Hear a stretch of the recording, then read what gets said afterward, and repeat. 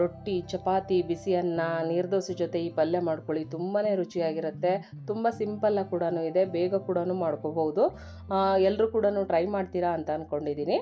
ಎಲ್ಲರಿಗೂ ನಮಸ್ತೆ, welcome back to my channel. ಇವತ್ತು ನಾನು ಮಾಡ್ತಾ ಇರೋವಂತಹ ಪಲ್ಯ ಹೀರೆಕಾಯಿನ ಇಡ್ಗಾಯಿ ಅಂತಂದು ತುಂಬಾ ರುಚಿಯಾಗಿರುತ್ತೆ. ಇದ್ರ ಜೊತೆಯಲ್ಲಿ ನಾನು ಈ ಪಲ್ಯಕ್ಕೆ ಹಾಕೋ ಪುಡಿ ಕೂಡ ಹೇಗೆ ಮಾಡ್ತಾರೆ ಅಂತ ತೋರಿಸಿದ್ದೀನಿ. ಎಲ್ಲರೂ ಕೂಡ ಟ್ರೈ ಮಾಡಿ ನೋಡಿ. ಬದನೆಕಾಯಿ ಅಲರ್ಜಿ ಅಂತ ಅನ್ನೋರಿಗೆ ಈ ಹೀರೆಕಾಯಿ ಎಣ್ಗಾಯಿ ತುಂಬಾ ಬೆಸ್ಟ್ ಅಂತ ಹೇಳ್ಬೋದು. ಇವತ್ತಿನ ವಿಡಿಯೋ ನಿಮಗೆ ಇಷ್ಟ ಆಯಿತು ಅಂದರೆ ಒಂದು ಲೈಕ್ ಕೊಡಿ, ಶೇರ್ ಮಾಡಿ, ಕಮೆಂಟ್ ಹಾಕಿ. ಬೇರೆ ಜನ ಈ ಚಾನಲ್ಗೆ ಸಬ್ಸ್ಕ್ರೈಬ್ ಆಗೋದ್ರ ಮೂಲಕ ಎಲ್ಲರೂ ಸಪೋರ್ಟ್ ಮಾಡಿ ಅಂತ ಕೇಳ್ತಾ ಮೊದಲಿಗೆ ಈ ಪಲ್ಯದ ಪುಡಿ ಹೇಗೆ ಮಾಡೋದು ಅಂತ ನೋಡೋಣ ಬನ್ನಿ. ಮೊದಲಿಗೆ ಒಂದು ಬಾಣಲಿ ಬಿಸಿ ಇಟ್ಟು ಬಾಣಲಿ ಚೆನ್ನಾಗಿ ಕಾಯಿಸ್ಕೊಂಡು ನಂತರ ಒಂದು ಬಟ್ಲಷ್ಟು ಗುರೆಳ್ಳು, ಹುಚ್ಚೆಳ್ಳು ಅಥವಾ ಕುರ್ಷೆಣ್ಣೆ ಅಂತ ಏನು ಕರಿತೀವೋ ಆ ಕಾಳನ್ನು ಹಾಕಿ ಒಂದು ಸ್ಪೂನಲ್ಲಿ ಚೆನ್ನಾಗಿ ಮಿಕ್ಸ್ ಮಾಡ್ತಾ ಹೋಗಬೇಕು. ನಂತರ ಅದು ಚಟಪಟ ಅನ್ನೋ ಸೌಂಡ್ ಬರ್ತಿದ್ದಂಗೆ ಫ್ಲೇಮ್ನ ಆಫ್ ಮಾಡಿದರೆ ಸಾಕಾಗುತ್ತೆ. ಈ ಪೌಡರ್ನ ನಾವು 1 ತಿಂಗಳ ತನಕ ಸ್ಟೋರ್ ಮಾಡಿ ಇಟ್ಕೊಳ್ತೀವಿ ಅಂತಂದರೆ ಒಂದು ಮೀಡಿಯಮ್ ಫ್ಲೇಮಲ್ಲಿ ಚೆನ್ನಾಗಿ ಹುರ್ಕೋಬೇಕು. ಆವಾಗ ಪೌಡರ್ ಹಾಳಾಗೆಲ್ಲ ತುಂಬಾ ಚೆನ್ನಾಗಿರುತ್ತೆ. ಇವಾಗ ಚಟಪಟ ಅನ್ನೋ ಸೌಂಡ್ ಕೂಡ ಚೆನ್ನಾಗಿ ಬರ್ತಾ ಇದೆ. ಈ ಹಂತಕ್ಕೆ ಹುರ್ಕೊಂಡ್ರೆ ಸಾಕಾಗುತ್ತೆ.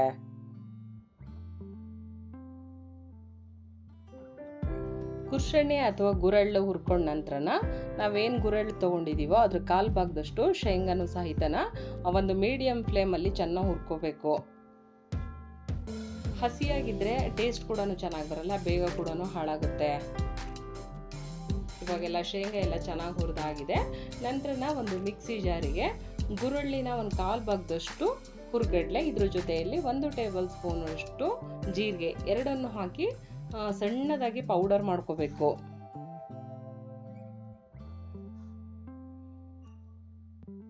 ಇವಾಗ ನುಣ್ಣಗೆ ಪೌಡರ್ ಮಾಡ್ಕೊಂಡಾಗಿದೆ. ನಂತರ ಹುರಿದಿಟ್ಕೊಂಡಂತಹ ಶೇಂಗಾ ಮತ್ತು ಗುರೆಳ್ಳು ಎರಡನ್ನೂ ಕೂಡ ಮಿಕ್ಸಿ ಜಾರಿಗೆ ಹಾಕಿ ಮೀಡಿಯಮ್ ಆಗಿ ಪೌಡರ್ ಮಾಡ್ಕೋಬೇಕು. ತುಂಬ ನುಣ್ಣಗೆ ಮಾಡ್ಕೋಬಾರ್ದು, ಮೀಡಿಯಮ್ ಮಾಡಿಕೊಂಡ್ರೆ ಸಾಕಾಗುತ್ತೆ. ತುಂಬ ನುಣ್ಣಗೆ ಪೌಡರ್ ಮಾಡಿಕೊಂಡ್ರೆ ಪಲ್ಯ ಎಲ್ಲ ಕಪ್ಪಾಗ್ಬಿಡುತ್ತೆ. ಮೀಡಿಯಮ್ ಮಾಡಿಕೊಂಡ್ರೆ ತುಂಬ ರುಚಿ ಕೂಡ ಚೆನ್ನಾಗಿರುತ್ತೆ ಮತ್ತು ಪಲ್ಯ ಕಲರ್ ಕೂಡ ಚೆನ್ನಾಗಿ ಬರುತ್ತೆ. ಇವಾಗ ಈ ಹಂತಕ್ಕೆ ನಾವು ಪುಡಿ ಮಾಡಿಕೊಂಡ್ರೆ ಸಾಕಾಗುತ್ತೆ. ಇವಾಗ ಪಲ್ಯಕ್ಕೆ ಬೇಕಾದಂತಹ ಪಲ್ಯದ ಪುಡಿ ರೆಡಿಯಾಗಿದೆ. ಈ ಥರ ಪುಡಿ ಮಾಡಿಕೊಂಡು ಒಂದು ಡಬ್ಬಿಲಿ ಹಾಕಿಟ್ಕೊಂಡ್ರೆ 1 ತಿಂಗಳವರೆಗೂ ಕೂಡ ಏನೂ ಹಾಳಾಗಲ್ಲ, ತುಂಬಾ ಚೆನ್ನಾಗಿರುತ್ತೆ. ನಾವು ಯಾವುದೇ ರೀತಿ ಪಲ್ಯ ಮಾಡಿದ್ರೂ ಕೂಡ ಒಂದೊಂದು ಸ್ಪೂನ್ ಹಾಕಿದಾಗ ಒಂದು ಒಳ್ಳೆ ಟೇಸ್ಟ್ ಕೊಡುತ್ತೆ.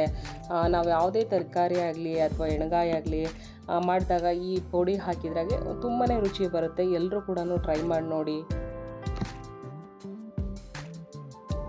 ಬದನೆಕಾಯಿ ಎಣ್ಗಾಯಿ ಅಲರ್ಜಿ ಅಂತ ಅನ್ನೋರಿಗೆ ಈ ಥರ ಹೀರೆಕಾಯಿ ಎಣ್ಗಾಯಿ ಮಾಡ್ಕೊಳ್ಳಿ. ತುಂಬಾ ರುಚಿಯಾಗಿರುತ್ತೆ ಮತ್ತು ಬೇಗ ಕೂಡ ಮಾಡ್ಕೋಬೋದು. ತುಂಬ ಸಿಂಪಲ್ಲಾಗಿ ಕೂಡ ಇದೆ. ರೊಟ್ಟಿ ಜೊತೆ ಆಗಲಿ ಅಥವಾ ಬಿಸಿ ಅನ್ನದ ಜೊತೆ ಆಗಲಿ ತುಂಬಾ ರುಚಿ ಇರುತ್ತೆ. ಚಪಾತಿ ಕೂಡ ಚೆನ್ನಾಗಿರುತ್ತೆ. ಎಲ್ಲರೂ ಕೂಡ ಟ್ರೈ ಮಾಡಿ ನೋಡ್ತೀರಾ ಅಂತ ಅಂದ್ಕೊಂಡಿದ್ದೀನಿ. ಇವಾಗ ಹೀರೆಕಾಯಿನ ಪಲ್ಯ ಹೇಗೆ ಮಾಡೋದು ಅಂತ ನೋಡೋಣ ಬನ್ನಿ. ಹೀರೆಕಾಯಿನ ಪಲ್ಯ ಮಾಡೋದಕ್ಕೆ ಮೊದಲಿಗೆ ನಾನು ಒಂದು ಅರ್ಧ kg ಹೀರೆಕಾಯಿ ತೊಗೊಂಡಿದ್ದೀನಿ. ಆ ಸಿಪ್ಪೆನೆಲ್ಲ ತೆಗೆದು ಹೆಚ್ಚಿಟ್ಕೊಂಡಿದ್ದೀನಿ. ಇದ್ರ ಜೊತೆಯಲ್ಲಿ ಈರುಳ್ಳಿ, ಹಸಿಮೆಣಸು ಮತ್ತು ಬೆಳ್ಳುಳ್ಳಿ ಜೊತೆಯಲ್ಲಿ ಕೊತ್ತಂಬರಿ ಸೊಪ್ಪು ಸಹ ರೆಡಿ ಮಾಡಿ ಇಟ್ಕೊಂಡಿದ್ದೀನಿ. ಬದನೆಕಾಯಿ ಎಣ್ಗಾಯಿಗೆ ನಾವು ಯಾವ ರೀತಿ ಬದನೆಕಾಯಿನ ಹೆಚ್ಕೊಳ್ತೀವೋ ಅದೇ ರೀತಿ ಹೀರೆಕಾಯಿನ ಈ ರೀತಿ ಇಡಿಯಾಗಿ ಹೆಚ್ಕೊಂಡು ನಂತರ ಮಧ್ಯೆ ಹೆಚ್ಕೊಂಡು ಇಟ್ಕೊಂಡ್ರೆ ಸಾಕಾಗುತ್ತೆ.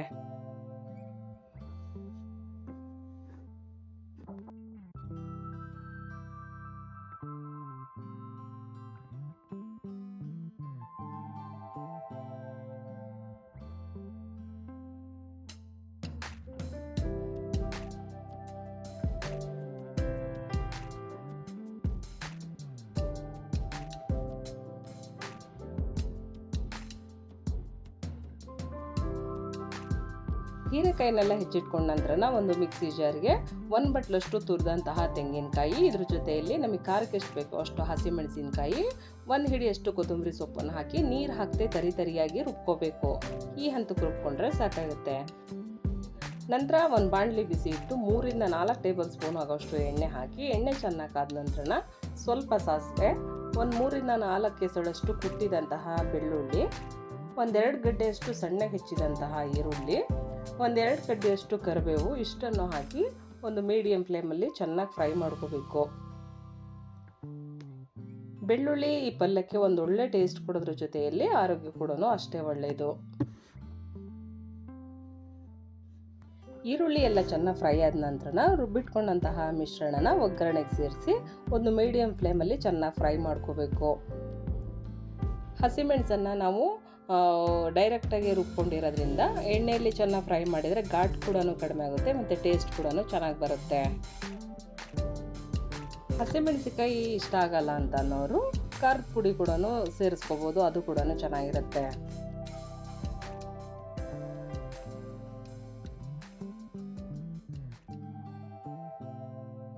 ಇವಾಗ ಒಗ್ಗರಣೆ ಎಲ್ಲ ಚೆನ್ನಾಗಿ ಫ್ರೈ ಆಗಿದೆ. ನಂತರ ಫ್ಲೇಮ್ನ ಆಫ್ ಮಾಡಿ ಒಗ್ಗರಣೆನ ಕೆಳಗೆ ಇಳಿಸ್ಕೊಂಡು ನಂತರ ಇದಕ್ಕೆ 1.5 ಟೇಬಲ್ ಸ್ಪೂನಷ್ಟು ಸಾಂಬಾರು ಪೌಡರು, 2.5 ಟೇಬಲ್ ಸ್ಪೂನಷ್ಟು ಪಲ್ಯದ ಪೌಡರು, ರುಚಿಗೆ ಸ್ವಲ್ಪನೇ ಉಪ್ಪು, ರುಚಿ ತಕ್ಕಷ್ಟು ಹುಣಸೆ ರಸ ಇಷ್ಟನ್ನು ಹಾಕಿ ಒಂದ್ಸಲ ಚೆನ್ನಾಗಿ ಮಿಕ್ಸ್ ಮಾಡ್ಕೋಬೇಕು. ಈ ಪುಡಿ ಕಲಿಸ್ಕೊಳ್ಳೋಕ್ಕೆ ನೀರೆಲ್ಲ ಸೇರಿಸ್ಕೋಬಾರ್ದು. ಒಗ್ಗರಣೆ ಮತ್ತು ಹುಣಸೆ ರಸದಲ್ಲೇ ಗಟ್ಟಿಯಾಗಿ ಕಲಿಸ್ಕೊಂಡ್ರೆ ಚೆನ್ನಾಗಿರುತ್ತೆ. ನಂತರ ಈ ಕಲಸಿಟ್ಕೊಂಡಂತಹ ಮಿಶ್ರಣನ ಹೀರೆಕಾಯಿ ಒಳಗೆ ತುಂಬಿ ಬೇಯಿಸ್ಕೊಳ್ಳೋದಕ್ಕೆ ಒಂದು ಕುಕ್ಕರಿಗೆ ಹಾಕಬೇಕು. ಮತ್ತೆ ಒಗ್ಗರಣೆ ಎಲ್ಲ ಹಾಕೋದೇನಿಲ್ಲ, ಡೈರೆಕ್ಟಾಗಿ ನಾವು ಈ ಥರ ತುಂಬಿ ಒಂದು ಕುಕ್ಕರಲ್ಲಿ ಹಾಕಿದರೆ ಸಾಕಾಗುತ್ತೆ. ಸಾಮಾನ್ಯವಾಗಿ ಶಿವಮೊಗ್ಗ ಮತ್ತು ದಾವಣಗೆರೆ ಸೈಡು ಪಲ್ಯ ಮಾಡಬೇಕು ಅಥವಾ ಸಾಂಬಾರು ಮಾಡಬೇಕು ಅಂದರೆ ಇದೇ ಸಾಂಬಾರು ಪುಡಿ ಉಪಯೋಗಿಸ್ತಾರೆ. ನಿಮ್ಮಲ್ಲಿ ಯಾವ ಸಾಂಬಾರು ಪುಡಿ ಇದೆಯೋ ಅದನ್ನೇ ಉಪಯೋಗಿಸಿ. ಅದಕ್ಕೆ ಪಲ್ಯದ ಪುಡಿ ಹಾಕಿದರೆ ಒಳ್ಳೆ ಟೇಸ್ಟ್ ಕೊಡುತ್ತೆ. ಏಕೆಂದರೆ ಸಾಂಬಾರು ಪುಡಿಲಿ ಎಲ್ಲ ಮಸಾಲೆ ಇರೋದ್ರಿಂದ ತುಂಬಾ ಒಳ್ಳೆ ಟೇಸ್ಟ್ ಕೊಡುತ್ತೆ. ಇಷ್ಟ ಆಗಲ್ಲ ಅಂತ ಅನ್ನೋರು ಬದನೆಕಾಯಿ ನೆಣ್ಕಾಯಿ ಯಾವ ರೀತಿ ಮಾಡಿದ್ದೀನೋ ಆ ರೀತಿ ಮಾಡಿಕೊಂಡ್ರು ಕೂಡ ಚೆನ್ನಾಗಿರುತ್ತೆ. ಹೀರೆಕಾಯಿನೆಲ್ಲ ಈ ಥರ ಚೆನ್ನಾಗಿ ತುಂಬ್ಕೊಂಡ ನಂತರ ನಮಗೆ ಗ್ರೇವಿ ಎಷ್ಟು ಬೇಕೋ ಅಷ್ಟು ಮಾತ್ರ ನೀರು ಸೇರಿಸ್ಬೇಕು. ತುಂಬ ಗ್ರೇವಿ ತೆಳುವಾಗೂ ಇರಬಾರ್ದು ಮತ್ತು ಗಟ್ಟಿಯಾಗೂ ಇರಬಾರ್ದು. ತುಂಬ ತೆಳುವಾಗಿದ್ದರೆ ಸಾಂಬಾರು ಥರ ಆಗಿಬಿಡುತ್ತೆ, ತುಂಬ ಗಟ್ಟಿಯಾದರೆ ಕುಕ್ಕರಲ್ಲಿ ತಳ ಹಿಡಿದೋಗುತ್ತೆ ಮತ್ತು ಅಷ್ಟೊಂದು ಚೆನ್ನಾಗಿರಲ್ಲ, ಡ್ರೈ ಥರ ಆಗುತ್ತೆ. ನೋಡಿಕೊಂಡು ನೀರು ಸೇರಿಸಿ ಒಲೆ ಮೇಲೆ ಒಂದು ಕುದಿ ಬರೋವರೆಗೂ ಇಡಬೇಕು. ಕುದಿ ಬಂದ ನಂತರ ಒಂದ್ಸಲ ಚೆನ್ನಾಗಿ ಮಿಕ್ಸ್ ಮಾಡಿಕೊಂಡು ನಾವೀಗಾಗಲೇ ಒಂದ್ಸಲ ಉಪ್ಪು ಹಾಕಿದ್ದೀವಿ, ನೋಡಿಕೊಂಡು ಉಪ್ಪು ಕಡಿಮೆ ಅಂತ ಅನಿಸಿದರೆ ಇನ್ನೊಂದು ಸ್ವಲ್ಪ ಉಪ್ಪು, ರುಚಿಗೆ ಸ್ವಲ್ಪನೇ ಬೆಲ್ಲ ಇಷ್ಟನ್ನು ಹಾಕಿ ಒಂದ್ಸಲ ಚೆನ್ನಾಗಿ ಮಿಕ್ಸ್ ಮಾಡಿ ಇನ್ನೊಂದು ಸಲ ಎಲ್ಲ ಚೆನ್ನಾಗಿ ಮಿಕ್ಸ್ ಮಾಡಿ ಕುಕ್ಕರ್ ಲಿಡ್ ಕ್ಲೋಸ್ ಮಾಡಿ ಹೈ ಫ್ಲೇಮಲ್ಲಿ 1 ವಿಸಲ್ ಕೂಗಿಸ್ಕೊಂಡ್ರೆ ಸಾಕಾಗುತ್ತೆ. ಹೀರೆಕಾಯಿ ಬೇಗ ಬೇಯೋದ್ರಿಂದ ಹೈ ಫ್ಲೇಮಲ್ಲಿ 1 ವಿಸಲ್ ಕೂಗಿಸ್ಕೊಂಡ್ರೆ ಬೇಗನೆ ಬೇಯುತ್ತೆ. ನಾವು ಮೀಡಿಯಮ್ ಫ್ಲೇಮಲ್ಲಿ 2-3 ವಿಸಲ್ ಕೂಗಿಸ್ಕೊಂಡ್ರೆ ಹೀರೆಕಾಯಿ ಎಲ್ಲ ತುಂಬ ಮೆತ್ತಗಾಗಿ ಪಲ್ಯ ಅಷ್ಟೊಂದು ರುಚಿ ಅಂತ ಅನಿಸಲ್ಲ. ಸ್ವಲ್ಪ ಕ್ರಂಚಿಯಾಗಿದ್ದರೆ ತುಂಬಾ ರುಚಿಯಾಗಿರುತ್ತೆ.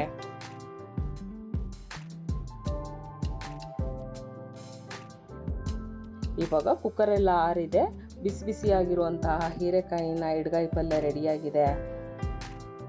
ಗ್ರೇವಿ ಮತ್ತು ಹೀರೆಕಾಯಿ ಎರಡೂ ಕೂಡ ಕರೆಕ್ಟಾಗಿದೆ. ತುಂಬ ಮೆತ್ತ ಕೂಡ ಆಗಿಲ್ಲ, ತುಂಬ ಗಟ್ಟಿ ಕೂಡ ಇಲ್ಲ, ತುಂಬ ಚೆನ್ನಾಗಾಗಿತ್ತು. ಗ್ರೇವಿ ಇಷ್ಟಿದ್ರೆ ಸಾಕಾಗುತ್ತೆ, ತುಂಬ ತೆಳುವಾದ್ರೆ ಅಷ್ಟೊಂದು ಚೆನ್ನಾಗಿರಲ್ಲ. ಈ ಹಂತಕ್ಕಿದ್ರೆ ಸಾಕಾಗುತ್ತೆ.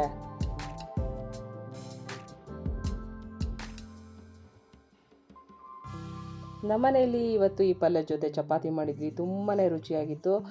ಅಕ್ಕಿ ರೊಟ್ಟಿ ಅಂತೂ ತುಂಬಾ ಚೆನ್ನಾಗಿರುತ್ತೆ. ಎಲ್ಲರೂ ಕೂಡ ಟ್ರೈ ಮಾಡಿ ನೋಡಿ. ಪಲ್ಯದ ಜೊತೆಗೆ ಪಲ್ಯದ ಪುಡಿ ಕೂಡ ಅಷ್ಟೇ ಚೆನ್ನಾಗಿತ್ತು. ನಾವು ಒಂದ್ಸಲ ಪಲ್ಯದ ಪುಡಿ ರೆಡಿ ಮಾಡಿ ಒಂದು ಡಬ್ಬಿಲಿ ಹಾಕಿ ಇಟ್ಕೊಂಡಿವಿ ಅಂತಂದರೆ ನಾವು ಕ್ವಿಕ್ಕಾಗಿ ಏನಾದ್ರು ಪಲ್ಯ ಮಾಡ್ಕೋಬೇಕು ಅಥವಾ ಡಯಟ್ ಮಾಡೋಕ್ಕೆ ರೊಟ್ಟಿ ಅಥವಾ ಚಪಾತಿ ರೆಗ್ಯುಲರಾಗಿ ತಿಂತೀವಿ ಅಂದರೆ ಈ ಥರದ್ದು ಪುಡಿ ಮಾಡಿ ಇಟ್ಕೊಂಡಾಗ ಸ್ವಲ್ಪ ತರಕಾರಿ ಬೇಯಿಸ್ಕೊಂಡು ಅದ್ರ ಮೇಲೆ ಪೌಡರ್ ಹಾಕ್ಕೊಂಡು ತಿಂದಾಗ ಒಳ್ಳೆ ಟೇಸ್ಟ್ ಜೊತೆಗೆ ಒಳ್ಳೆ ಎನರ್ಜಿ ಕೂಡ ಚೆನ್ನಾಗಿ ಬರುತ್ತೆ. ಎಲ್ಲರೂ ಕೂಡ ಟ್ರೈ ಮಾಡಿ ನೋಡಿ.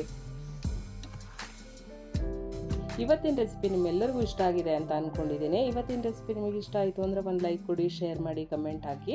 ವೇದ ಜನನಿ ಚಾನಲ್ಗೆ ಸಬ್ಸ್ಕ್ರೈಬ್ ಆಗೋದ್ರ ಮೂಲಕ ಎಲ್ಲರೂ ಸಪೋರ್ಟ್ ಮಾಡಿ ಅಂತ ಕೇಳ್ತಾ thank you. Bye. Thank you for watching.